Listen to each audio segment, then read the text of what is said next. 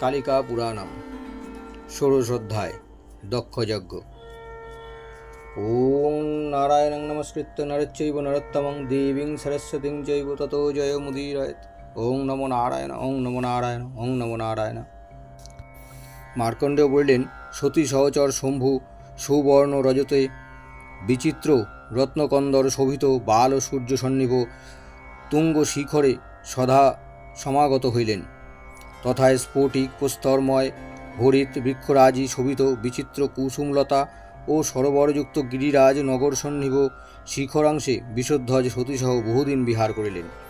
তথায় কমল বিকশিত নীলোৎপল প্রস্ফুটিত ফুল্ল কুসুমিত ধ্রুবদল বিপটে অলিকুল গুঞ্জরিত চকবাহ কলহংস হংস মত্ত সারস বক ও ময়ূরগণের শব্দ পুংস কিলকুলের মধুর কলস্বর শতত শব্দময় মৃগগণ সেবিত কিন্নর কিন্নরী সিদ্ধ অপ্সরা যক্ষ বিদ্যাধরী দেবগণের বিহারভূমি পর্বতীয় কন্যা ও পুরীন্দ্রবর্গের পরিবৃত সেই শিখর দেশে বীণাতন্ত্রীর মৃদুমধুর ঝঙ্কার মিশ্রিত মৃদঙ্গপট শব্দের সঙ্গে অপ্সরাগণের সকৌতুক নৃত্য ও সুগন্ধবতী অপার্থিব লতা এবং ঊর্ধ্ব ফুল ও কুসুমরাজি সংবৃত্ত নিকুঞ্জাবলী শোভার এক শেষ এক। এই শুভন স্বর্গতুল্য স্থানে শঙ্কর দিব্যমান 10 সহস্র বৎসর সতীসহ সানন্দে বিহার করিলেন। শঙ্কর কখনো কৈলাসে যাইতেন, কখনো দেবীসহ পরিবৃত সুমেরু শিখরে যাইতেন, কখনো দিকপালগণের উদ্যান কাননে গমন করিতেন, কখনো বা পৃথ্বীতলে যাইতেন। এইরূপ নানা স্থানে গিয়া তথায় তথায় সতীসহ অত্যন্ত বিহার করিতেন। সতীগত চিত্ত মহাদেবের দিবারাত্রি জ্ঞান নাই।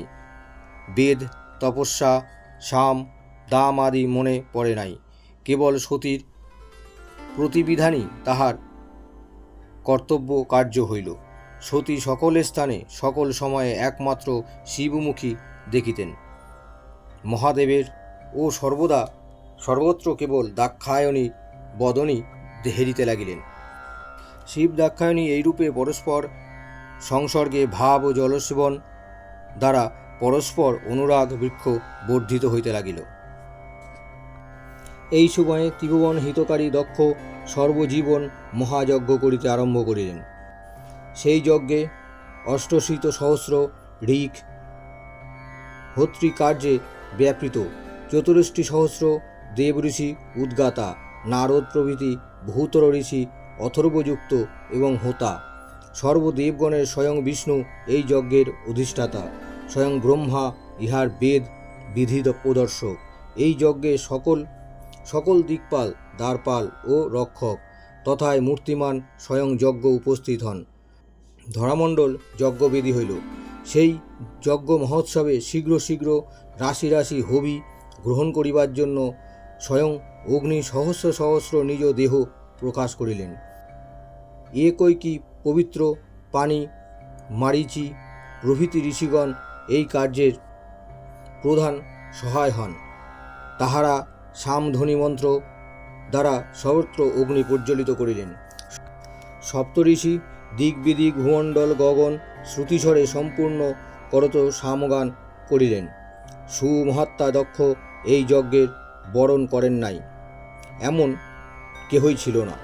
দেবতা ঋষি মনুষ্য পশু পক্ষী উদ্ভিদ তৃণ সিদ্ধ সাধ্য বিদ্যাধর গন্ধর্ব যক্ষ নাগ আদিত্য ঋষি স্থাবরমণ্ডল দক্ষ এই মহাযজ্ঞে সকলকে বরণ করিলেন।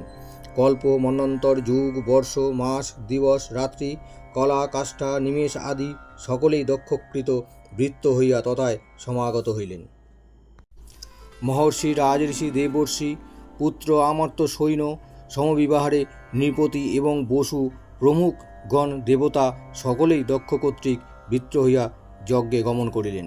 কীট পতঙ্গ জলজ প্রাণী বানর শপদ মেঘ পর্বত নদী সমুদ্র সরোবর দীর্ঘিকার সকলেই বৃত্ত হইয়া গমন করিলেন।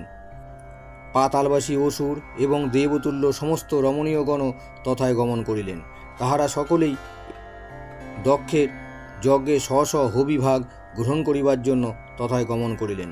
মুনিদক্ষ স্থাবর জঙ্গমাত্মক সমুদয় জগৎ অর্চনাপূর্বক বরণ করিয়া স্ব দক্ষিণা যজ্ঞ আরম্ভ করিল। মহাত্মদক্ষ মহাদেব কাপালি, অতএব তিনি যজ্ঞহর্তা নহেন বিবেচনা করিয়া সেই যজ্ঞে তাহাকে বরণ করেন নাই। সতী আপনার প্রিয়তনয়া হইলেও কাপালি ভার্যা বলিয়া সে যজ্ঞে দোষদর্শী দক্ষ তাহাকে আহ্বান করেন নাই। পিতা তাদৃশ উত্তম যজ্ঞ আরম্ভ করিয়াছেন, কিন্তু আমি কাপালি ভার্যা বলিয়া আমাকে আহ্বান করে নাই, ইহা তত্ত্ব অনুসন্ধানপূর্বক শ্রবণ করিয়া সতী দক্ষের প্রতি অতিশয় ক্রুদ্ধ হইলেন। তখন সতী আরক্তা নয়না ও আরক্তা বদনা হইয়া দক্ষকে শাপদগ্ধ করিতে মনস্থির করিলেন। তিনি কোপবিষ্ট হইলেও তৎক্ষণাৎ পূর্ব প্রতিজ্ঞা স্মৃতিপথে আরূঢ়া হইয়া তখন তাহার দক্ষকে শাপ দিলেন না। মনে মনে স্থির করিলেন, শাপ দিবার আবশ্যকতা নাই, আমি পূর্বেই দক্ষকে দৃঢ় নিয়মে আবদ্ধ করিয়াছি যে আমার প্রতি তোমার অবজ্ঞা উপস্থিত হইলেই আমি নিশ্চিত প্রাণ ত্যাগ করিব। যখন আমাকে কন্যারূপে প্রার্থনা করত, বহুকাল আমার স্তব করো, তখন আমি এই নিয়মে আবদ্ধ করিয়া দিয়াছি, শাপে কাজ নাই, আমি সেই নিয়ম পালন করিব। সতীদেবী ইহা চিন্তা করিয়া জগন্ময় নিষ্কাম ঘোরতর নিজ নিরূপম নিত্যস্বরূপ স্মরণ করিলেন। তখন দাক্ষায়ণী শ্রীহরির যোগ নিদ্রা স্বরূপা নিজ রূপ স্মরণ করত মনে মনে চিন্তা করিতে লাগিলেন। ব্রহ্মার কথা মতন দক্ষ যে জন্য আমাকে স্তব করিয়াছিল তাহার কিছুই হইল না। শঙ্কর এখনও অপুত্রক, এখন দেবগণের কেবল একটি কার্য হইয়াছে, শঙ্কর আমার জন্যই রমণীর প্রতি অনুরক্ত হইয়াছে, আমি ভিন্ন আর কোনো রমণী শঙ্করের অনুরাগ বর্ধন করিতে সমর্থ হইবে না।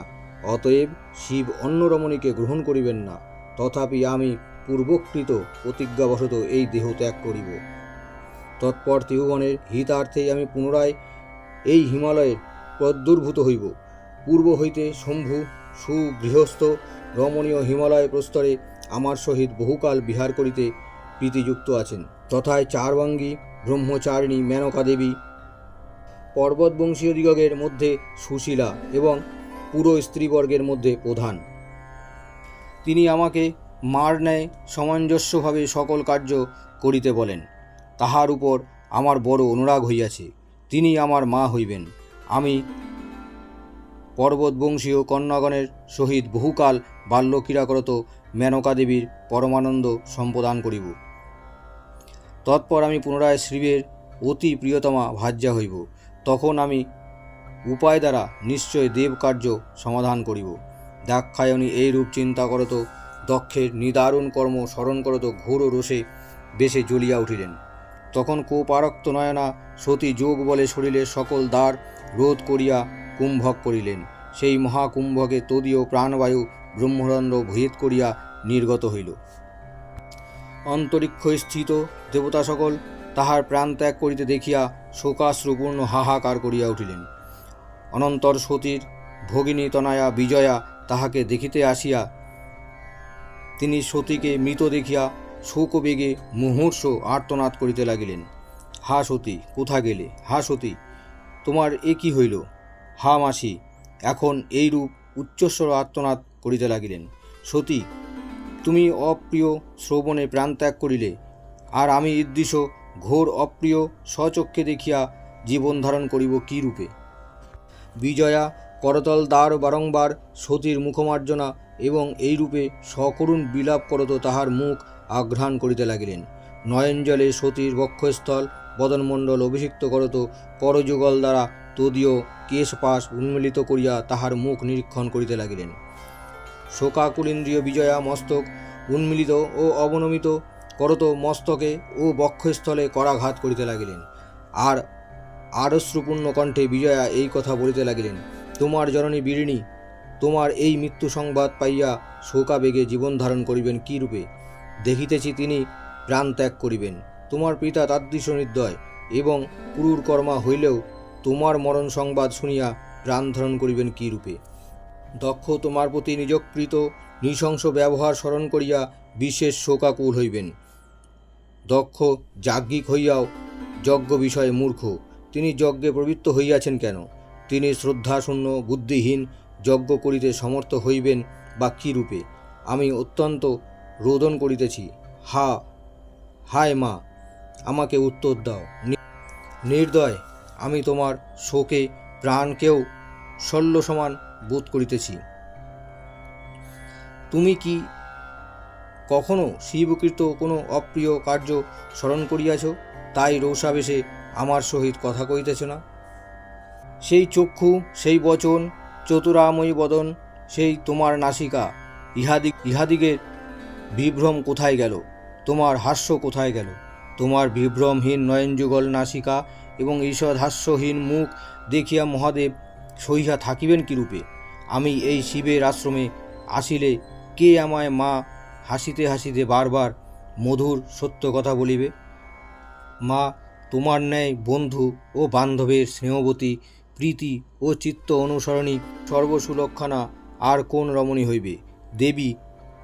দেবদেব মহাদেব তোমার বিরহে শোকাকুল চিত্তে দুঃখিত, নিরুৎসাহ ও নিশ্চেষ্ট হইয়া থাকিবেন। সতীকে মৃত দেখিয়া অতি দুঃখিত হৃদয়ে শোকাকুল বিজয়া এইরূপ বিলাপ করত কাঁপিতে কাঁপিতে ঊর্ধ্ব ভুজে চিৎকার শব্দে ভূতলে পতিত হইলেন। ষোড়শ অধ্যায় সমাপ্ত। ওং নমো নারায়ণায়। সপ্তদশ অধ্যায়। মার্কণ্ডেয় বলিলেন, ইত্যবাসরে শিব শোভন মানস সরোবরে সন্ধ্যা সমাপন করিয়া নিজ আশ্রমের দিকে আসিতেছিলেন। বিষধ্বজ আসিতে আসিতে বিজয়ার নিদারুণ তীব্র আর্তনাদ শ্রবণ করিয়া ভয়চকিত হইলেন। অনন্তর শিব মন ও পবনের ন্যায় শীঘ্রগামী বলবান বিষ আরোহণ সত্তর নিজ আশ্রমে আসিয়া উপস্থিত হইলেন। তখন মহাদেব প্রিয়তমা দেবী দাক্ষায়ণীর নিকট আগমনন্তে তাহাকে মৃত দেখিয়াও প্রেমবশত মৃতবোধ না হওয়ায় তাহাকে পরিত্যাগ করিলেন না। অনন্তর বিষধ্বজ সতী বদনমণ্ডল নিরীক্ষণপূর্বক মুখ মুছাইতে মুছাইতে সতীকে বারংবার জিজ্ঞাসা করিলেন, দাক্ষায়ণী, ঘুমিয়ে আছো কেন? তখন শিবের কথা শুনিয়া সতীর ভগিনী তনয়া বিজয়া দাক্ষায়ণীর মৃত্যু বিবরণ বলিতে লাগিলেন। বিজয়া বলিলেন, শম্ভু, দক্ষ যজ্ঞ করিবার জন্য সবান্ধব সুরাসুর, সিদ্ধ, সাধ্য, বিদ্যাধর, যক্ষ ও রাক্ষস প্রভৃতি সমুদয় দেবজনী এবং ব্রহ্মা, বিষ্ণু ও ইন্দ্রাদি দিকপাল সকলকেই আহ্বান করেন। দক্ষ সে যজ্ঞে যাহাকে আহ্বান করেন নাই, এমন প্রাণী ত্রিভুবনে খুঁজিলেও পাওয়া যাইবে না। সতী পিতার এইরূপ যজ্ঞ আরম্ভ হইয়াছে আমার মুখে শুনিয়া তিনি তাহার নিজের এবং আপনার আহ্বান না হওয়ার কারণ চিন্তা করিতে লাগিলেন। হে ভূতনাথ, সতীকে তাদৃশ চিন্তিত দেখিয়া আমি যেমন শুনিয়াছিলাম তদনুসারে আপনাদিগের যজ্ঞে নিমন্ত্রণ না হইবার কারণ কীর্তন করিলাম। আমার পিতা শুনিতে পান শিব কাপালিক, সতী তাহার পত্নী, অতএব তাহার সংসর্গ দূষিতা। সুতরাং জামাতা শিব বা কন্যা সতী আমার যজ্ঞে আসিবে না। দক্ষ নিজ গৃহে বীরিণীকে সুস্পষ্টভাবে ইহাই বুঝাইয়াছিলেন। ইহাই নিমন্ত্রণ না হওয়ার কারণ। আমার এই কথা শ্রবণে সতী আমাকে কিছু না বলিয়া শোকাকুলভাবে বিবর্ণ বদনে ভূতলে বসিয়া পড়িলেন। হে মহেশ্বর, তাহার শ্যামবর্ণ বদনমণ্ডল তৎক্ষণাৎ ক্রোধে ভ্রূকুটি ভীষণ ও ধূমকেতুর ন্যায় উদ্বেলিত হইয়া উঠিল, গগনতলে ন্যায় কঠোর ভাবাপন্ন হইল। অনন্তর মুহূর্তকাল কি যেন ভাবিয়া মহাকুম্ভকে নিজ ব্রহ্মরন্ধ্র ভেদ করত প্রাণ ত্যাগ করিলেন। মার্কণ্ড বলিলেন, রোষপূর্ণ মহারুদ্র, চক্ষু, কর্ণ, নাসিকা, মুখ ও কুহর হইতে অগ্নি, কোণাদগিরি, প্রলয়, সূর্য, সন্নিহিব ভৈরবনাদি বহুতর ভয়াবহ জ্বলন্ত উল্কা নির্গত হইতে লাগিল। অনন্তর মহাতপা দক্ষ যথা যজ্ঞ করিতেছিলেন, রুদ্রদেব তথায় গমন করিয়া যজ্ঞস্থানের বহির্ভাগে দণ্ডায়মান হইলেন। কপর্দি মহাকূপে বহুমূল্য পাত্র শোভিত যজ্ঞাদি পরিবৃত সেই যজ্ঞ প্রদর্শন করিলেন।